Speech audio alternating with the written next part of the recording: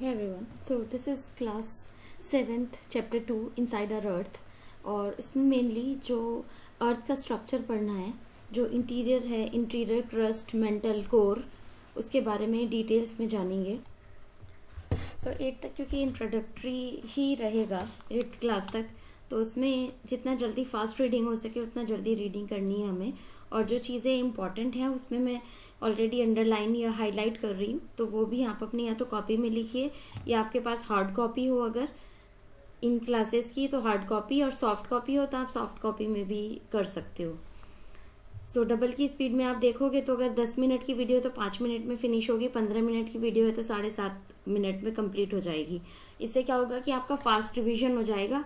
मुश्किल से 2-3 घंटे में आप पूरी 10th क्लास तक सारा बहुत अच्छे से कवर कर सकते हो। And that is the strategy जो कि हमें फॉलो करनी चाहिए जब हम NCERTs को कंप्लीट करते हैं। उसके बाद जब हम स्टैंडर्ड बुक्स में जंप करते हैं तो वहाँ पे आपको थोड़ा टाइम ज़्यादा लगेगा, बिकॉज वो डिटेल ओरिएंटेड बुक्स होती हैं और उसमें जब आप अपना बेस कंप्लीट करके ही जाएंगे या आपका बेस ठीक रहेगा, अच्छे से आपने सारी NCERTs अच्छे से पढ़ी होंगी तो आपको उसमें भी बहुत ज़्यादा टाइम नहीं लगेगा, क्योंकि स्टार्टिंग के फर्स्ट और सेकंड थर्ड रीडिंग तक तो बहुत ज़्यादा कुछ इतना आपको याद नहीं रहता। जब आप 4th 5th रीडिंग तक जाते हो तब जाके आपको चीज़ें समझ में आती हैं। तो इसका कोई नोट्स नहीं बनाने, आपको सिर्फ अंडरलाइन करना है या फिर कुछ जो पॉइंट्स हैं वो आपको अपने कॉपी में कहीं लिख लेने हैं बस। सो इंटीरियर ऑफ अर्थ की बात करते हैं। First of all, the earth our homeland is a dynamic planet and it is constantly undergoing changes inside and outside, क्योंकि अंदर और बाहर दोनों ही तरफ चेंजेस कंटिन्यूसली होते रहते हैं। जॉइंट शेप है अगर हम अर्थ के शेप की बात करते हैं तो। सो इंटीरियर ऑफ अर्थ में सबसे पहले जो अपर लेयर है उसको क्रस्ट कहते हैं, और उसके जो जैसे सॉइल और लैंड फॉर्म्स हैं तो लिथोस्फीयर में आता है। उसके बाद आता है मेंटल, क्रस्ट के जस्ट नीचे। उसके बाद आता है कोर मेंटल बाउंड्रीज, और उसके बाद आता है आउटर कोर, एंड जो मिड पॉइंट होता है वो इनर कोर होता है। सो अगर हम जो भी यहाँ पे फैक्ट्स दिए गए हैं उसकी बात करते हैं। The deepest mining in the world is in south Africa. It is about 4 kilometre deep. In search for oil, engineers have dug a hole about 6 kilometre deep, क्योंकि वहाँ पे इंजीनियर्स थे वो तेल की खोज में खोदते जा रहे थे। तो स्टार्टिंग में तो ऐसा लग रहा था कि हाँ और डीप करते हैं और डीप, लेकिन 6 किलोमीटर तक वो खोद चुके थे। तब जाके उन्हें पता चला कि इतना ज़्यादा डिग करने के बाद कि उसमें से जो भी मिनरल्स और सारी जो भी चीज़ें निकल रही थी उससे पता चला। उसके बाद अगर हम बात करते हैं to reach to the centre of the earth, which is not possible of course, because earth के बीच में पहुंचना तो हमारे लिए ऑफ कोर्स पॉसिबल नहीं है, but you will have to dig a hole of 6000 kilometre deep on the ocean floor. Ocean floor से 6000 किलोमीटर आप हमें डिग करना पड़ेगा, तब जाके हम अर्थ के सेंटर तक पहुंच पाएंगे।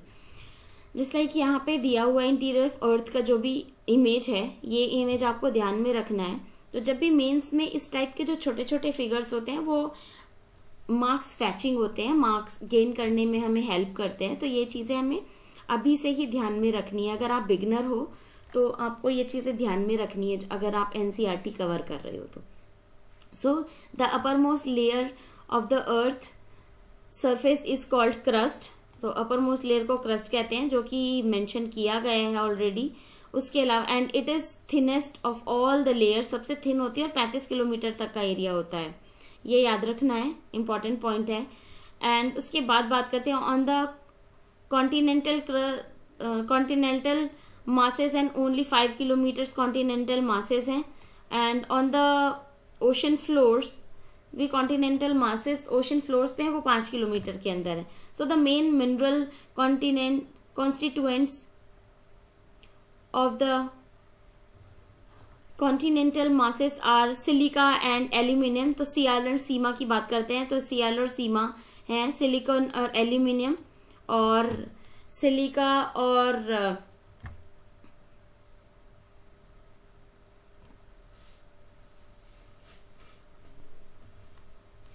मैग्नीशियम यहाँ पे है। सिलिका और Cl और सीमा दोनों इसी लेयर में पाए जाते हैं, तो ये याद रखना है, Cl और सीमा।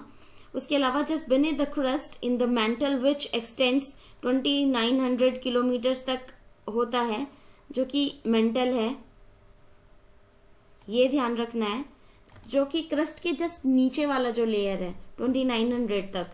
उसके बाद इनर मोस्ट लेयर की बात करते हैं। So the inner most layer is the core which is with a radius of about 3500 kilometer, and this is mainly made up of nickel and iron and is called Fe, nickel and Fe is ferrous या iron कह सकते हो आप।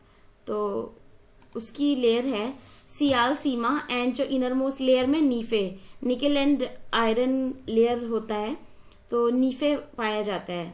अगर हम बात करते हैं यहाँ पे जो भी फैक्ट्स हैं, the crust forms only 1% of the volume of the earth, 84% consists of the mantle and 15% is the core। और अगर रेडियस की बात करते हैं, अर्थ रेडियस की, दैट इज 6371 किलोमीटर है, ये भी याद रखना है। एंड अगर हम बात करते हैं रॉक एंड मिनरल्स की, so the earth crust is made up of various types of rocks any natural mass of mineral matters that makes us the earth crust is called rock। so जो भी mineral masses हैं उसको आप combinedly कह सकते हो।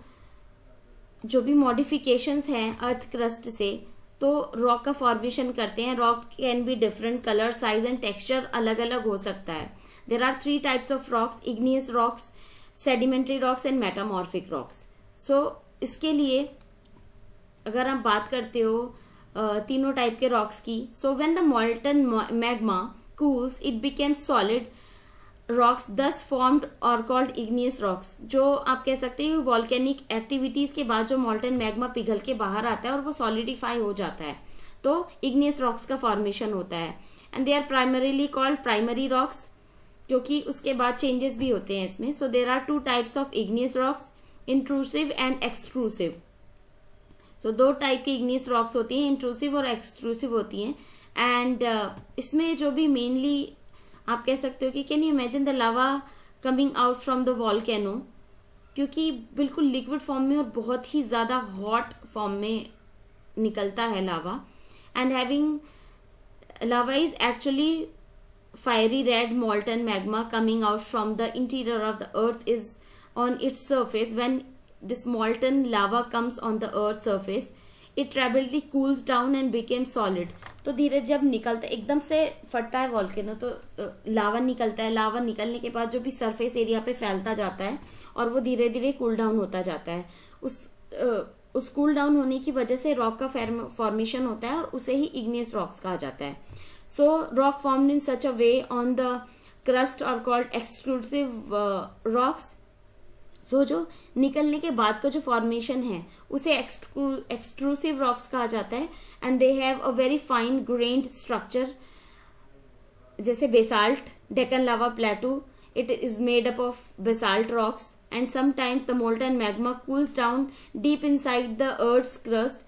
solid rocks so formed are called intrusive। जैसे अर्थ में सपोज करो कि वॉल्केनो फट गया और कुछ कुछ सरफेसेस में बाहर नहीं निकला, अर्थ के ही अंदर, या फिर आप कह सकते हो कि इनसाइड अर्थ, कहीं पे डीपनिंग इनसाइड, वहीं पे ही वो इकट्ठा हो रहा है और उसके बाद कूल डाउन हो रहा है, उसे इंट्रूसिव इग्नियस रॉक्स कहा जाता है inside earth. So since they cool down slowly then form large grains and granite, जैसे पत्थर निकलते हैं जब खुदाई होती है तो पत्थर वगैरह निकलते हैं, तो वो ही इग्नियस रॉक्स से ही निकलते हैं वो। And that is intrusive igneous rocks की फॉर्मेशन में होता है। जैसे powder of spices and grains are made up of granites. Grinding stones होते हैं और पत्थर वगैरह जो भी मार्बल का आप फ्लोर वगैरह बनाते हैं तो वो ग्रेनाइट से बनते हैं। So rocks roll down, cracks and hit each other and are broken down into small fragments.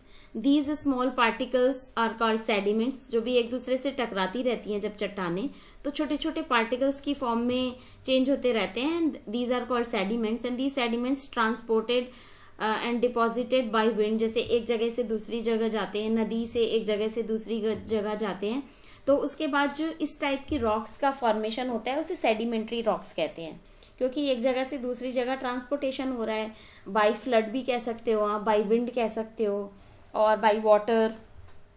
तो उसके अगर आप इसके एग्जाम्पल के बारे में बात करते हैं तो sandstone is made from granite of sand and these rocks में also contain fossil of plants, animals and other micro organisms, because जब वॉल्केनो फटता है तो आसपास की जो भी वेजिटेशन है और ह्यूमन बींग्स हैं, एनिमल्स हैं, वो डिस्ट्रॉय करता चला जाता है। उसकी वजह से ह्यूमस का फॉर्मेशन होता है, फॉसिल का फॉर्मेशन हो जाता है। So igneous and sedimentary rocks can change into metamorphic rocks. So igneous and sedimentary rocks metamorphic rock में change हो जाती हैं and उसकी वजह से metamorphic rock का formation होता है। जैसे clay changes into salt and limestone into marble. So clay जो है salt में change हो जाता है, limestone marble में change हो जाता है। उसके अलावा rocks are very useful to us. जैसे अगर आप संगमरमर की बात करते हो, रेड फोर्ट में जो स्टोन यूज हुआ है, सैंड स्टोन यूज हुआ है, ताजमहल में वाइट मार्बल यूज हुआ है। So these are useful things by which rocks are very very important for us building के फॉर्मेशन में। और स्तूपास, और ये अगर आप बात करते हो कि बिल्डिंग मटेरियल मिलता है हमें, हाउस मेकिंग, रोड्स मेकिंग के लिए यूज़ किया जाता है। और उसके अलावा अगर हम बात करते हैं, you can use stones by gem stones, we can take that is 7 stones, pitthu, top scotch, स्टैपोज, किट और 5 स्टोन्स, गिट्टी। तो ये सारी चीज़ें हमें रॉक से ही मिलती हैं। So this is like the complete rock cycle that is very important. So I will suggest you कि ये आप अपनी कॉपी में बनाएं। Here I will highlight that magma, सबसे पहले रॉक से मैग्मा निकलता है। मैग्मा निकलने से इग्नियस रॉक्स का फॉर्मेशन होता है जब मॉल्टन मैग्मा ठंडा होना शुरू होता है। उसके बाद वो जो भी ब्रेक होना शुरू हो जाता है तो सेडिमेंट्स में टूटता चला जाता है। सेडिमेंट से टूटने के बाद वो वाटर की फॉर्म में, विंड से या वाटर से एक जगह से दूसरी जगह ट्रांसपोर्ट होता रहता है। उसकी वजह से सेडिमेंट्री रॉक्स का फॉर्मेशन होता है। उसके बाद जब ये सेडिमेंट्री रॉक्स और फिर से दूसरी फॉर्म में कन्वर्ट होती हैं तो उसके बाद मेटामॉर्फिक रॉक का फॉर्मेशन होता है। और मेटामॉर्फिक रॉक से फिर से जब वॉल्केनो इरप्ट होता है तो बहुत हजारों सालों का प्रोसेस होता है ये। तो जब फिर से जब मेटामॉर्फिक रॉक कन्वर्ट होती है या फिर अब वॉल्केनो इरप्ट होता है तो मैग्मा फिर से निकलता है and this is the complete rock cycle. तो वही इसमें डिटेलिंग दी हुई है and hope I am able to make you understand. यहाँ पे rocks and made up of different minerals होती हैं, जो भी रॉक बनती है मिनरल से। और नेचुरली जैसे आपने देखा होगा आयरन, एल्यूमिनियम, गोल्ड, यूरेनियम और काफ़ी कुछ फर्टिलाइजर्स हैं वो भी हमें उसी से मिलते हैं। So this was all about the inside our earth. Hope I am able to make you understand. बहुत इजी चैप्टर है और आपको सिर्फ रीडिंग लगानी है इसकी एटलीस्ट 2 से 3 बार and that will be easy for you for the examination also. Till then study hard, please share and subscribe the channel. काफ़ी ज़्यादा मेहनत लगती है वीडियोस बनाने में, so that is just only a motivation.